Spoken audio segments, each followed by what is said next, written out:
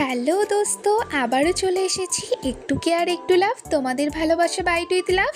কিছু দিন আছে যেদিন বাইরে না ঘরের রান্নায় মনটা ভরিয়ে দেয়। আজকে দুপুরে খুব সিম্পল কিন্তু স্পেশাল কিছু, ঘরে বানানো ফ্রাইড রাইস আর চিকেন কষা। কড়াই একটু তেল গরম করে নিলাম, এবার দিলাম পছন্দের সবজি হালকা নরম হলে নুন, আর এখন যোগ করলাম আগেই সেদ্ধ করা ঠান্ডা ভাত যেন ভেঙে না যায়, তাই খুব হালকা হাতে মেশাচ্ছি। কড়াইয়ে তেল, পেঁয়াজ, আদা রসুন ধীরে ধীরে মশলা কষা, আর তার মাঝে চিকেনটা নিজের স্বাদ ছেড়ে দিচ্ছি। এই কষাটাই আসল, সময় নিয়ে রান্না করলে স্বাদ নিজেই কথা বলে। ব্যাস রেডি আমাদের দুপুরের প্লেট। ঘরের খাবার মানেই শান্তি আর ভালোবাসা।